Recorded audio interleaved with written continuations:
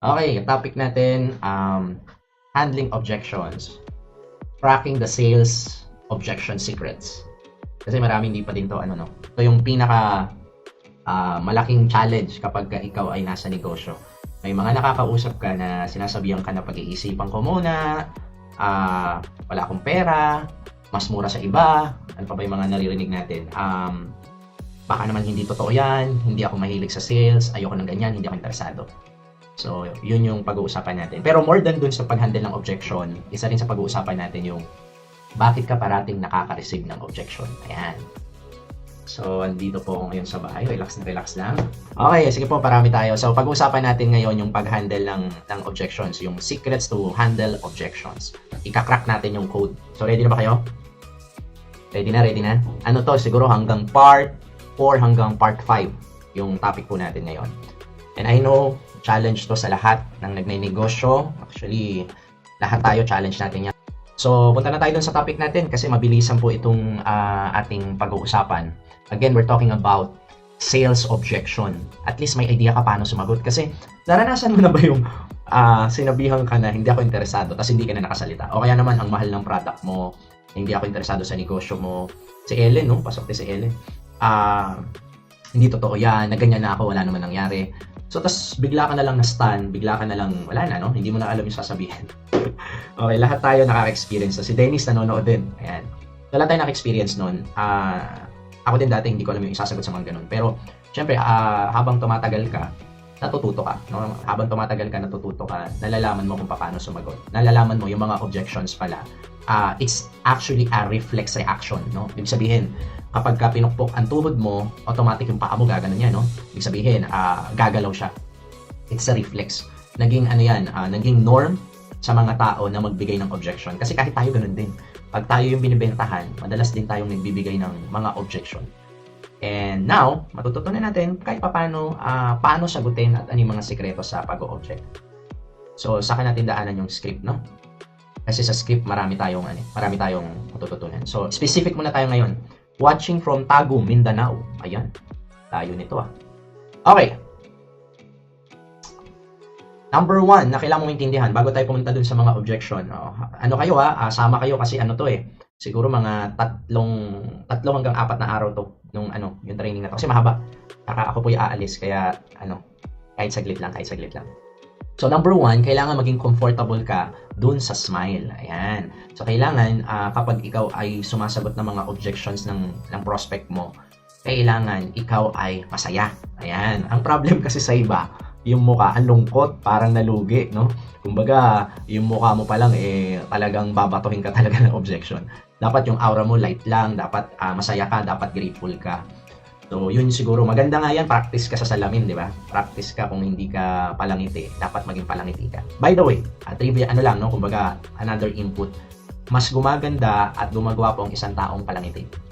So, minsan nakakapag-break yan ng objections. Kapag yung prospect mo, ang dami niyang binabatong objections, kapag lagi ka pa rin nakangiti sa kanya, kahit na binabato ka ng objections, nagtataka siya na parang, ba't kaya ganito tong tao na to?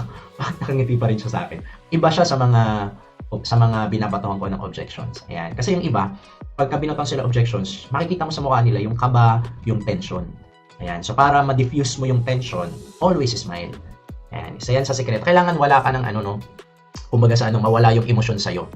Kailangan yung prospect mo ay ano man ang sabihin niya, nakangiti ka pa rin. Ayan. So, of course, nakakatulong yan makapagbigay ng ng positive aura kapag ikaw ay parating nakangiti. Ayan.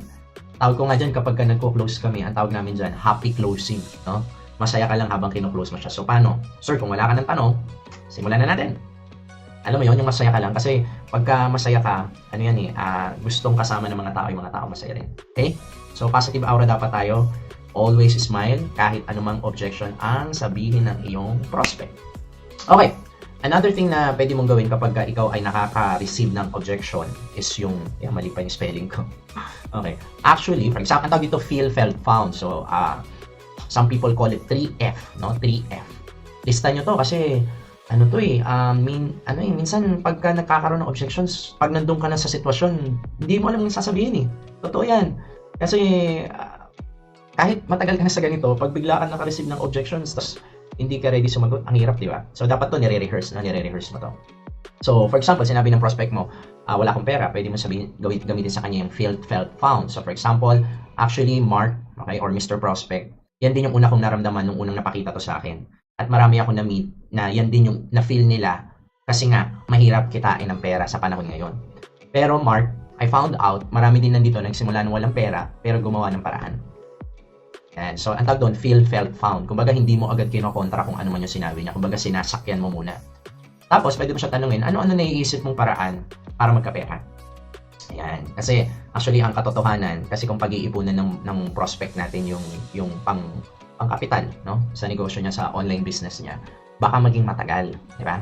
So, lahat, kailangan maintindihan niya, gumagawa lang talaga ng paraan lahat. Katulad nung paraan na bumili ka ng cellphone. Last kahapon, yung isa yung sa nasabi ko dun sa kausap kong isa, sabi ko sa kanya, lahat tayo nagkakapera. Ang pinagkaiba lang natin, saan natin nilalagay yung pera. Yan. So, feel, felt, found, kaya to effective kasi hindi mo binabangga agad kung ano man yung sinabi niyang objections. Kumbaga, sinasakyan mo muna siya. Pero sa huli, itinatama mo yung ano man yung maling mindset na meron siya. Okay? Pero ano to, marami to, mahaba po to, no? Mahaba po itong sagot dyan. Yan. Mahaba, no? Mahaba. Kasi pwede natin sagutin yan na. So, ibig sabihin, kanya wala siyang pera. Ang pwede mo isagot sa kanya. So, ibig sabihin kung may pera ka, sasali ka na. Yan. That's one way to answer it also. Ayan. So, etong feel, felt, found, dapat maging automatic to kahit anong objections ng iyong prospect. Ayan. Ito, isa sa mga gusto ko. Si Ahmad, pasok na si Ahmad. Pero pwede rin kayong mag-comment dito kasi minsan may mga, tawag dyan, may mga maliliit na detalye, no? Na pwede nyong i-comment kasi baka mamaya naguluhan kayo, minsan ganun eh. So, before you answer objection, ayan. Ito muna yung wala pa tayo dun sa mga objections kung paano natin sasagutin. So, etong what do you mean, ang pinaka main goal nito is to unbox, no? Kumbaga, wala akong box dito, pero imagine niyo meron akong box, meron akong regalo. Pag binuksan mo yung regalo, yun talaga yung laman, hindi yung box, correct? So, eto, ginagamit ito kasi para malaman mo talaga kung ano yung objections ng iyong prospect. Kasi minsan hindi talaga totoo eh. For example, pag-iisipan ko muna. Hindi yun yung totoong objection eh. Correct? Di ba? So, kailangan buksan mo yun. So, for example, sinabi niya pag-isipan ko muna. So, sasabihin mo sa kanya, what do you mean? No? O kaya, pwede mong gamitin sa kanya yung 3F. Sabihin mo sa, actually, Mark, naintindihan kita. Yan din yung una kong inisip nung napakita to sa akin. Marami dito na kasamahan din namin. Yan din yung ginawa nila. Pero, bakit mo pala naisip yung pag-iisipan? Yan. So, kaya mo siya tinatanong ng ganun kasi ina-unbox mo yung totoong objection niya. Tapos, sasagot yan. Sasabihin yan, kasi talaga, busy ako sa trabaho. So, ibig sabihin, yun yung totoong objections. O kaya, kasi ang totoo, wala kasi akong pera. Yun yung totoong objections. So, at least nabuksan mo. So, any objections na mai-encounter mo simula ngayon, ang sagot mo dyan, what do you mean? Bakit mo pala naisip yun? Okay? So, pakipusuan ulit kung nagugustuhan natin to, ha? Ayan, si Ahmad. Pasok si Ahmad. Ayan, si Ken Perez, saka si Jancy. Ang galing niya ni Jancy. Saka si Reggie, si JP, si Mela, Palermo. Okay? So, isang example niyan, wala akong pera. Actually, Mark, yan din yung naramdaman ko noong napakita ko sa akin at marami din ako na-meet dito. Yan din yung na-feel nila. Diba? Pero, what do you mean pala na wala kang pera? Yan. So, ina-unbox mo ngayon yan. Ngayon, isa sa reason kung bakit ang ating mga prospect ay nag-o-object is tinitest nila tayo. Yan, isa yan. Ano yan? Kumbaga, ang mga leader kasi, lalo na kapag leader yung kausap mo, talagang normal yan, babatuhan ka ng mga ganun. At doon nila tinitest kung anong klaseng tao ka. Kasi ang leader, gusto rin sumama sa leader, no? Tinitest nila paano ka sumagot. So kapag ka marunong ka sumagot, yan, that's the time na mapapasali mo sila sa negosyo mo. Pero pag nakita nila na nagpanik ka, hindi ka pala ready, hindi mo alam yung sagot, mukhang hindi mo alam yung sinasabi mo, yan, dyan tayo medyo mahihirapan makapag-pasali sa negosyo mo. So again, always remember, ang mga prospect ay nagtitest. Tinitest nila paano ka sumagot. Okay? So, maganda tong what do you mean, no? Kasi nabubuksan. Kasi nga, ang nagiging challenge madalas, yung pag sinabihan ka na pag-iisipan ko muna, bigla ka ng boom. Okay? Bigla ka ng blanco. Okay po, di ba? Hindi mo alam yung gagawin. Ayan. Yun pala yun, sabi ni Miriam. Ayan, si Ruth Abrilio. So, tama. Sabi niya, yun pala yun, no? Sige po, comment lang kayo para ramdaman ko yung usapan natin. Ayan! So, nandito pa lang tayo sa mga bagong pasok. Nandito pa lang tayo kung bago mo i-handle yung objection.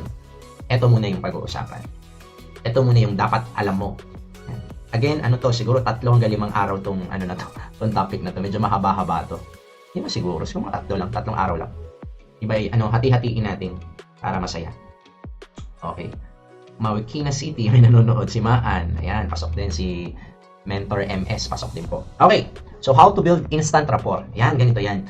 Ang objections kasi, madalas yung binabato din sa mga taong hindi ka nakapag-build ng rapport. Okay, ibig sabihin na, hindi mo muna na-inventa yung sarili mo. Ayan. Pero kapag ikaw ay may magandang rapport dun sa iyong prospect, okay? Mas mabilis silang napapasali. Mapapansin niyo yan, manonotice niyo yan. Hindi ka binabato ng maraming objections. So, number 1 is yung compliment. Ayan. So, wag po tayo maging madamot sa pagko-compliment. Alam mo na to, pero minsan hindi natin nagagawa yung sincere compliment. Kapag meron kang napansin sa isang tao, kung ano man yung career niya, ano man yung negosyo niya, kung ano man yung personality niya, kung ano man yung suot niya, anything na sincere na nagustuhan mo sa kanya, huwag kang madamot sa compliment. Okay? So, ano ba yung mga magandang compliment na basta anything na mapansin nyo dun sa tao. Tsaka yung prospect, pangalan ng prospect, yan, kukunin mo yan. Kasi ang tao, gusto nila, binabanggit yung pangalan nila. So, pag may kausap ka, babanggitin mo yung tao sa pangalan niya. So, for example, pangalan niya si Philip. Actually, Philip yung negosyo. Ganto, ganyan. Saka kasi Philip. Okay, if you always say yung pangalan, mas nakakapag-build ka doon ng magandang rapport. Okay? Tapos, maganda rin yung positive yung emotions mo. Pagka positive yung emotions mo, yan, magandang rapport din yan. Kasi may mga tao na, kung ano po kasi ang ating naiisip at nararamdaman din yan ng mga taong kinakausap natin. So, kung ano yung state mo, may nagtanong sa akin last week, sabi niya, paano daw kung tanongin siya na networking ba yan? For example, tinanong daw siya ng ganun. And, lagi niya, pag yun kasi ang nasa isip mo, na-attract mo yun sa totoo lang, di ba? At paano daw pag tinanong siya na networking? Okay? So, pero pag yun ang lagi mo nasa isip, yung energy na yun, na ipapasa mo yun sa prospect. So, yun ang itatanong niya sa'yo. Correct? So, ganun siya. Kaya, importante yung iyong state, yung emotion mo. How do you feel? Dapat masaya ka, grateful ka, masaya ka sa buhay kasi may online business ka, may home-based business ka. So, be honest, be yourself, be friendly, and one of the best way to find common ground is yung inyo pong, to build rapport is through common ground. So, kung halimbawa, taga-Marikina ka rin, boom, pasok ka doon. Kung ganito yung paniniwala niya at ganito ka rin, okay yun. Kung parehas kayo ng religion, okay yun. Anything na parehas kayo, pag nahanap mo yan, talk about that. Siguro kahit mga 1 to 2 minutes, 3 minutes, di ba? Kasi in that way, mas nakakapag-build ka ng instant rapport. Sabi nga nila, ang totoong binibenta sa pagninegosyo, lalo na tayong mga nasa sales, ang binibenta talaga natin yung sarili natin. So, ito is a time to sell yourself, you know? Kapag meron kang kaharap, siguro mga 5 minutes, wag munang negosyo yung pag-usapan niyo. So, talk about common ground, talk about something na parehas kayo. Appearance mo, yan, nakakapag-build din yan ng rapport. Tapos, yung relax, ayan. Kasi mayroon mga tao, tense na tense kapag meron silang kausap na prospect nila. Tense na tense, parang kabadong-kabado sila. Sa umpisa nga naman, ganun talaga. Pero as much as you can, relax, no? Relax lang. Huwag ka masyadong gigil. Enjoy lang tayo, di ba? So, mga bagong pasok, sabi ni Mark, malupit daw. And may mga apoy-apoy, si Mentor MS, si Danny, and si Danilo. Pasok din si Sir Ian, pasok din si Sir Ian.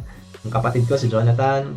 Ayan. And pag ganun tanong up, ayan, huwag ka mag-alala, masasagot natin yan, Migs, ha? Siguro sa day 2 yan, hindi ngayon yan, no? Pero pinag-uusapan natin ngayon yung before ka sumagot ng objections, dapat alam mo itong mga to. Tapos huwag din naman yung ini-interrogate mo yung prospect mo. Kasi may mga ganun tao kapag meron silang kausap, parang tagasang ka, ano negosyo mo? Gano'ng kinikita mo? Alam mo yung ang daming tanong sunod-sunod, di ba? So yun yung medyo hindi maganda. Hindi maganda sa mga prospect. Merong mga ganun yung tonality nila nakaka-offend. So titignan mo rin yung tone mo. Huwag naman yung tanong na parang, alam mo yung parang ang angas-angas mo, di ba? So, mas maganda yung lang. Tingnan mo yung i-record mo yung sarili mo kung gusto mo. Ako minsan pa nagtatanong kunyari na andun pa lang ako sa building stage ng rapport. Kunyari, tinanong ko siya, nga pala, Sir Philip, ano nga palang negosyo? Ano palang pinagkakabalan mo ngayon? For example, sinabi niya sa akin, nasa call center. Alam mo, okay yan ha. Actually, dumadami nga ngayon yung nasa call center talaga. Meron akong kamag-anak actually nasa call center. Sila yung nagsimula ng ganitong company. Actually, nakakatuwa nga kasi sinimula nila ng maliit, pero ngayon malaki na. Okay? So, parang gano'n. May sinasabi ako dun sa hindi lang ako tanong ng tanong. Tapos, next, tatanungin ko siya, pero taga saan ka? Anong lugar ka? Tapos, sasabihin niya, taga ganito ako, ganito. So, I'm building rapport muna, no? Actually, may bahay kami dyan. Oo, sa Antipolo. Kasi ganito yan eh. Yung nanay ko kasi, ganito, ganito. Alam mo yung ganon? Hindi yung tanong, sasagot siya, tatanong ka ulit. So, parang ini-interrogate mo siya. Okay? So, ayan, ito rin. Hindi ka makakapag-build ng rapport kapag ka ikaw ay hindi mo binibigyan ng time yung prospect to respond. So, for example, kunyari, sinabi mo sa kanya, ano pa ng trabaho mo? Tapos sinabi niya, ganito yung trabaho ko. Tapos tanong ka agad. Di ba? So, dapat bigyan mo siya ng, every time nasasagot yung prospect mo, kailangan merong time, no? To respond. Yan. Tapos, huwag ka masyadong needy. Although, lahat tayo gusto nating maging partner kung sino man yung kinakausap mo everyday. Pero huwag kang needy. Kasi naaamoy yan, no? Nararamdaman niya ng iyong mga kinakausap. Yan. Salamat po sa puso. Tuwing nagugustuhan nyo po, pakipusuan po. Kasi mas ginaganahan ako eh. Mas ginaganahan ako kapag may puso. Ayan, inspiring, sabi ni musta Coach TJ, sabi ni Nico. Uy, Nico, musta na? Tapos si John, pasok din si John, si Joey Sapanta, kakapasok lang din. Sige po, pagka meron po mga katanungan na related dito sa dinidiscuss ko, paki-comment lang dyan, ha? Comment nyo lang po. Si Prince Sides. Si Mayo, kakapasok lang. Okay? So, yan yun, no? At least ngayon medyo natututo tayo, huwag tayo madamos. Alam nyo, isa sa mga nakaka-diffuse ng objections, yung compliment talaga. Iba talaga kapag ka, bigla kang nagugustuhan kasi ng tao kapag ka, kayo ma-compliment kayo. Yan. Okay. Mahaba-haba ata ito. Yan. Okay. Ito yung mga mangilang-ilang tanong na pwede mong gamitin para makapag-build ka ng rapport. Ayan. So, kamusta naman sa Antipolo, di ba? Marami akong memories dyan. Kung baga pinag-uusapan nyo, balita ko masarap daw ang food dyan. Dapat may idea ka rin doon sa Kaya ko to nilista din kasi minsan hindi mo alam yung sasabihin sa mga prospect, di ba? Pagkaharap mo na siya, alam mo yun, wala kang masabi. Lalo na kung bago ka pa lang talaga. Totoo yun, nangyayari yan. Kaya at least may idea ka. Kunyari, taga ganito siya. Uy, kamusta nga pala dyan? Balita ko, medyo traffic daw ngayon dyan So may napag-uusapan kayo. Kamusta naman ang industry ng call center, for example? So may mga natatanong ka. Bakit ka pala lumipat? Anong nangyari? Ganyan. Balita ko si Mayor ganito, nag-post ng ganito dyan sa inyo. Anong balita dyan? So may mga napag-uusapan kayo. Nga pala, ano palang gusto mo sa trabaho mo? Ba't pala yan yung trabaho mo? Ayan, nakalista yan dyan, no? And ano naman yung pinakaayaw mo? Ayan. So kamusta naman yung pag-work mo sa for example, Century Property? So may mga napag-uusapan kayo. Yan yung importante kasi ang challenge ng iba sa simula, hindi sila kapag-build ng rapport eh. So ang nangyayari, banat agad. Tapos pag banat mo agad, magtataka ka, ba't parang hindi siya nakikinig? Bakit parang hindi niya ako gusto? Kasi nga hindi ka naman nag-build ng rapport, hindi ka naman nakakonect eh. Diba? So, yan. You become good sa ganito kapag parati mo siyang ginagawa. Dapat kumakausap ka ng tao parati. More than money, sa negosyong ginagawa natin, ang kagandahan nito is nagkakaroon ka ng personal development.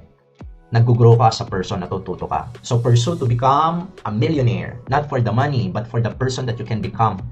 Yun po ang pinakamaganda talaga. So, si Jeffrey, nanonood, si Danny, si Ipe, si Sir Ipe, saka, Brian to coach from Cavite. Ayan, so, taga Cavite. Tapos si Ian Lopez, isa sa mga Lodi. Ayan, so dami daw natututunan ng mga kakapasok lang. Okay? So, nakita ko you love reading books pala. Ayan. Anong may re-recommenda mong book? Bakit? Ba't pala yun yung may-recommend mo? Uy, congrats pala kasi nakita ko galing kayo sa ganitong bansa. Okay? So, yan yung mga pwede nyong pag-usapan. Minsan ako ginagawa ko to pagka meron akong nami-meet na medyo mas may edad sa akin. Sasabihin ko sa kanya, uy, tito, ganyan. O nga pala, payuhan mo naman ako. Alam ko marami kang experience sa buhay. And then they love to share. Magtataka, talagang gustong-gusto nila sila yung nagsasalita. So, in that way, you're actually building rapport. Para pag yung time na ikaw na yung magsasalita, makikinig din sila sa'yo. Di ba? So, kamusta naman yung business mo? Yan. So, you can also share stories no, kapag ka nagbe-build ka ng rapport. Sir, alam mo, galing ako ng Davao din. Ganto. Ganyan. So, yan yung mga pwede mong pag-usapan. Pero sir, para sa'yo, ano yung success? Para sa'yo, ano yung ano sa tingin mo yung biggest challenge natin ngayon sa bansa natin? So, in that way, no, kumbaga parang umi-establish ka lang bago kayo pumunta dun sa inyong usapang negosyo. At least may nasasabi ka lang, no? I know marami dito na wala, kumbaga sa kayang-kaya nyo to. Pero sa mga bago po kasi, it's a big deal. Hindi nila alam kung ano yung kanilang sasabihin kapag sila ay magsisimula ng kumausap ng mga prospect nila. So, at least may nasasabi ka lang. Ayan! Ito na! Bago po tayo pumunta dun sa pinaka-topic talaga. Okay? Dami pong natututunan, sir. Sabi ni Rina. Saka si JB. Ayan, okay. So, pag-usapan natin ngayon yung demonstrate high value. Ayan. Actually, isa to sa pinakamaganda. Meron nagtatanong sa akin, sabi niya, sir, paano ko tanongin ako kung kumikita na ako? Okay. Madalas kang tatanungin yung pag mukha kang hindi kumikita. Okay? So, it's very, very important kapag meron ka ng budget, ang una mong bibilin damit. Bili ka ng damit, no? Medyo maayos-ayos. Kahit hindi mahal, basta maayos. Okay? You dress well kasi ano yan ang tao, normal, titingin muna sa'yo bago sa negosyo mo. Okay? So, you need to dress well kasi it creates credibility. Na i-position mo yung sarili mo sa prospect mo na na valuable ka or may alam ka. Yan. So, you need to dress well para ka respeto ka din. Hindi naman kailangan, alam mo minsan kahit naka-t-shirt ka lang, di ba? Pero, may something no? Kailangan, dapat mukha kang payaman. Ayan. May mukha kang aasenso. Kasi, ang hirap Ang hirap kapag tinignan ka, i-judge ka kasi. I-judge ka kasi agad sa appearance Hindi naman kailangan mahal, pero dapat maayos. Ayan. So, dress well, it creates your credibility para hindi ka masyado din ng mga objection. Wala nang tanong. Ayan. Actually, totoo yan. Minsan nga kapag ang isang tao meron siyang result, halimbawa lang, talagang successful siya, ang dami niyang bahay, ang dami niyang kotse, totoo lang, tapos may online presence siya, minsan wala nang tanong-tanong.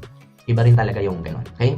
So, number 2, to demonstrate your value para makita ng pros. Kasi, importante yung pagde-demonstrate ng high value. Kasi kapag hindi ka nakapag-demonstrate ng high value, your prospect will see you as a low value. And kapag low value ka, yan yung madalas binibuli ng objection. Ewan ko kung na-notice nyo na to, kung naaalala nyo nung nag-aaral pa tayo. Anong grade ba tayo na to? Siguro elementary. Kung sino yung parang nape-perceive na weak, di ba? Sila yung madalas na binubuli. Pero yung medyo strong, di ba? Yung may leadership, bihirang nabubuli. Siguro minsan lang, di ba? So, you need to show leadership. You need to demonstrate high value. Okay? So, kapag nakita ka nila na low value, ang mangyayari, babatoy ng objection. So, si BK, kakapasok lang po, tsaka si Cheryl. Okay. So, you need to show leadership. Kailangan makita ng mga tao na leader ka. In that way, you are demonstrating high value. So, paano mo papakitang leader ka? Yung may alam ka, yung pananalita mo, yung mga pananamit mo, pakikipag-usap mo sa kanila, medyo yung tonality mo, the way you talk to them, you're commanding them na sundin ka. Ganon. Okay. So, what else? Kapag busy ka, nakakapag-demonstrate ka ng high value. Kunyari, may kausap ka, sasabihin mo sa kanya, Mark, okay lang ba kasi 4:30 ngayon, hanggang 5:30 lang tayo kasi after this, may kausap akong isa pa. Everyday kasi, Mark, yung kausap ko 10. Ganon. So, in that way, nakikita ng prospect mo, iba to iba siya sa mga na-meet ko before. That way, you demonstrate high value. So, kapag maayos ang profile mo sa Facebook, you demonstrate high value. Mahirap kasi kapag nasa negosyo ka na, tapos nakikita nila na, paminsan-minsan may mga hugot ka, pero huwag naman lahat hugot, di ba? Kasi, tinitignan ng iyong prospect, yung iyong profile. Ayan. So, kasama yan. So, lagay mo dyan yung mga dreams mo, yung mga plano mong puntahan, yung mga pangarap mo, yung mga gusto mong mangyari sa buhay mo, yung mga philosophy mo, what else? Yung mga video na nagustuhan mo. Basta something pag binisit nila yung profile mo na, wow, ang ganda pala ng etong tao na to, positive na tao to. Yan. Ahmad, huwag kang makulit. Okay. So, talk about results. Ayan. So, kapag ikaw ay may resulta na, ayan, that demonstrate high value din. Okay? Kung ano man yung yung kunyari lang, nagsisimula ka pa lang sa business na ganito. Tapos, meron ka negosyong iba. Ayan. Ito, nakita ko to sa isa kong kakilala.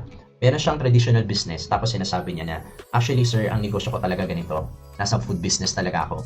And okay naman yung kinikita ko doon. Pero ito ginagawa ko rin on the side kasi syempre, hindi na uso yung isang source of income ngayon. So, and because of that, simula pa lang ng presentation, nakikita ng prospect na itong tao na to demonstrate high value. Ibig sabihin, may level siya kasi nga, negosyante pala siya. Ayan. And if you have results, talk about results. So, si Ryan at si Joji, kakapasok lang. So, pagka-expert ka sa industry, that demonstrate high value kapag marami kang alam. No? May alam ka talaga sa produkto mo, alam mo talaga kung bakit nagkakasakit ang mga tao, alam mo talaga ang reason kung bakit nagkaka-diabetic, bakit nagkaka-cancer, anything na expert ka doon, na may alam ka talaga sa sinasabi mo, you are actually demonstrating high value.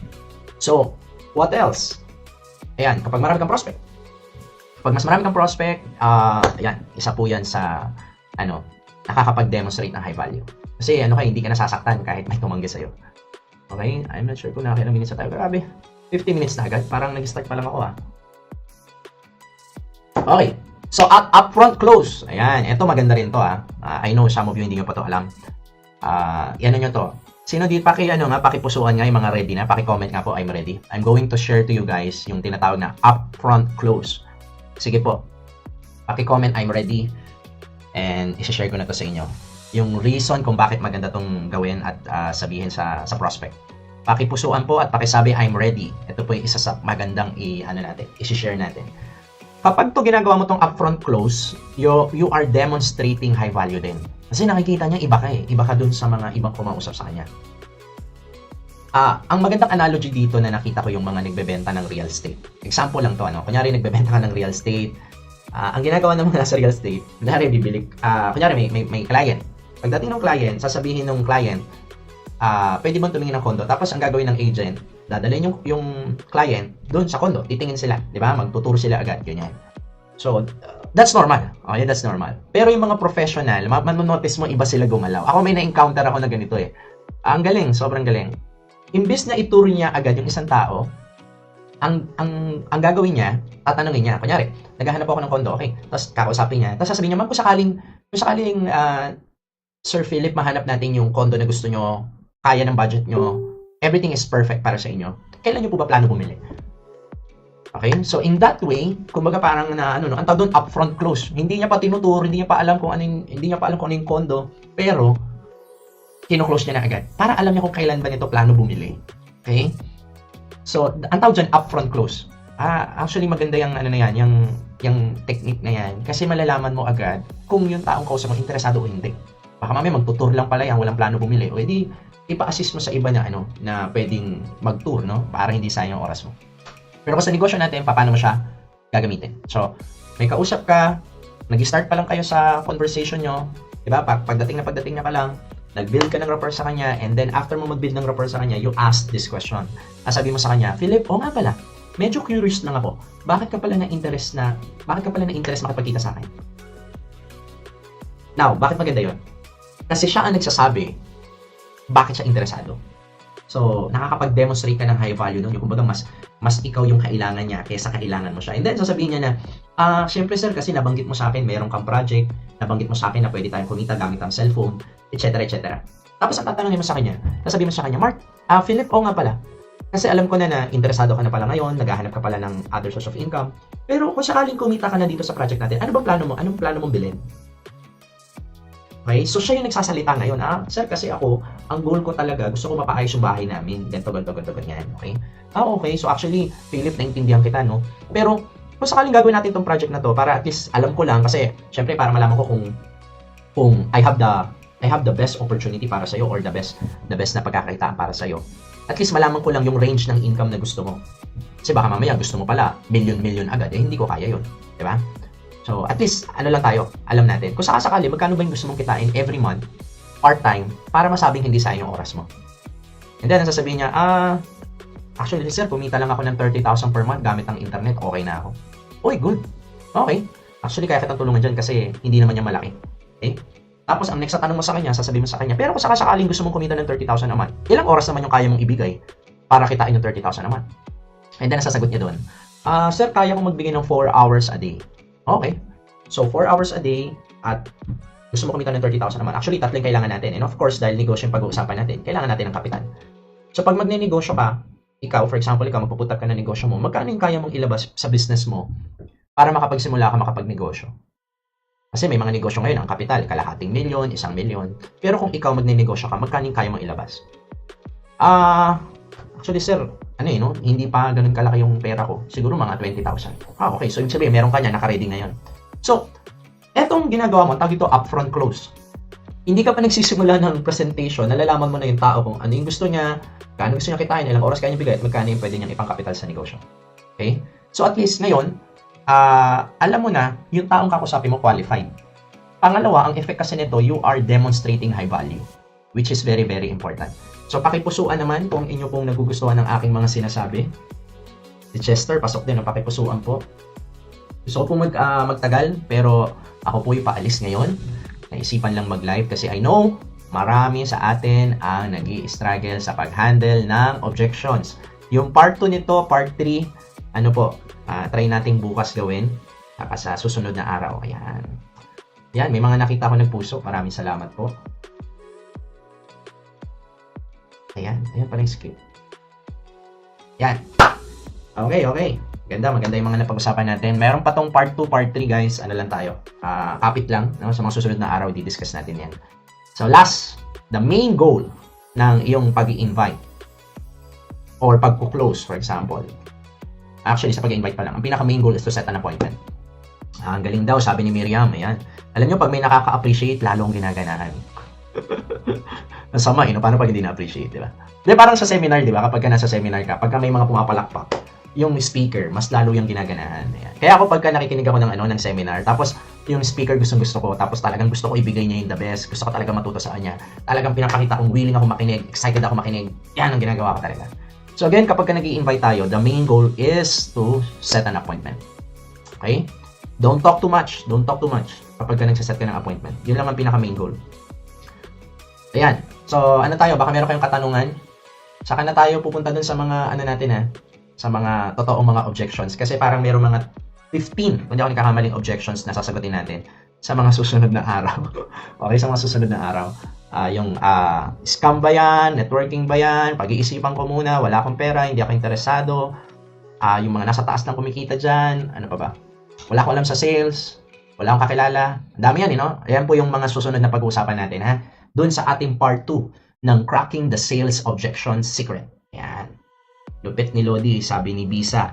Si Jem din, ayos yan, coach. Thank you sa learning. Galing ng closing agad sa simula pa lang, sabi ni Sandro. Yes, actually, the best yun. Upfront close, okay? So always remember guys, let's pursue at ipaglaban ang ating mga pangarap. Or ni mang pakinggan, pero yun ang totoo. Maraming taong sumuko na sa kanilang pangarap. Whatever it takes, sabi nga nila ay tuloy-tuloy lang. Tumuloy ka lang kahit na hindi mo feel tumuloy. Tumuloy ka lang kahit na wala ka sa mood. Tumuloy ka lang kahit na nag-away kayo ng jowa mo. Tumuloy ka pa rin kahit na parang walang nangyayari. Kasi wala, ganyan eh.